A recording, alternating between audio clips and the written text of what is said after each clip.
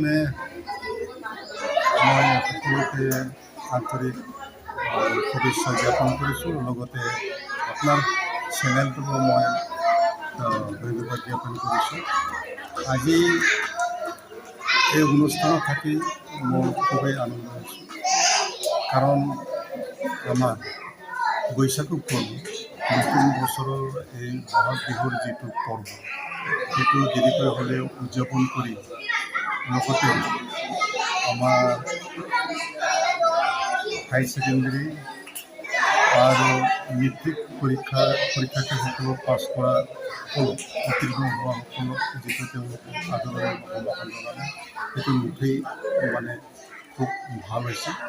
কাৰণ ভৱিষ্যতৰ প্ৰজন্মৰ তেওঁলোকে চাবি কাঠি হিউমেন ৰিচৰ্চ, কাৰণ তেওঁলোকক লৈয়ে আমি ভৱিষ্যতৰ সমাজখন গঢ়িম।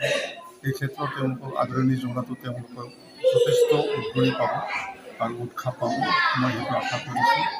আৰু এই সমাজৰ যিটো বৈশাগু পৰ্ব, বহাগ বিহুৰ যিটো পৰ্ব, এই উদযাপন কৰাৰ লগতে আমাৰ সংহতি, আমাৰ সংস্কৃতিৰ যিটো ঐক্য, যিটো ৰক্ষণাবেক্ষণ, সেইটো নিশ্চয় আমাৰ বড়ো সমাজৰ যিটো জাগৰণ, সেইটো ইয়াত দেখা দিছে।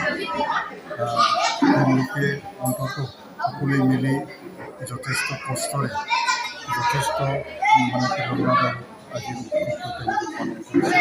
সেয়ে আজিৰ এই চতুৰ্দশ বহাগ বিহু উৎসৱ উদযাপন কৰা তথা বা বৈশাগু পৰ্ব পালন কৰা মই যিটো মুখ্য অতিথি হিচাপে তেওঁলোকে নিমন্ত্ৰণ কৰি আনিলে, তাৰ বাবে তেওঁলোকক মই মোৰ আন্তৰিক ধন্যবাদ জ্ঞাপন কৰিছোঁ।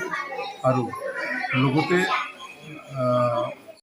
নতুন প্ৰজন্ম, বিশেষকৈ এই শিক্ষাৰ্থীসকল, যিসকল শিক্ষাৰ্থী ছাত্ৰ ছাত্ৰী, তেওঁলোকেও আমাৰ জাতীয় সংস্কৃতি, আমাৰ ভাষা সংস্কৃতি, এইবিলাক এই মাধ্যমেৰে তেওঁলোকে শিকি যাব। আৰু আমাৰ শিক্ষক তথা মা দেউতাৰ অনুপ্ৰেৰণাৰে তেওঁলোকে ভালদৰে শিক্ষা গ্ৰহণ কৰিব পাৰিব। আৰু ভৱিষ্যতে তেওঁলোকে এনেকৈ শিক্ষা গ্ৰহণ কৰি নিজৰ ভাষা, নিজৰ সংস্কৃতি তেওঁলোকে ভালদৰে অনুধাৱন কৰি তেওঁলোকৰ জীৱনটোকো কৃতাৰ্থ কৰিব পাৰিব বুলি আশা কৰিছোঁ। আৰু এনেকৈ মই আজি আমাৰ উদ্যোক্তাসকলক মোৰ আন্তৰিক ধন্যবাদ জ্ঞাপন কৰিছোঁ আৰু মই নিশ্চয় আনন্দিত অনুভৱ কৰিছোঁ।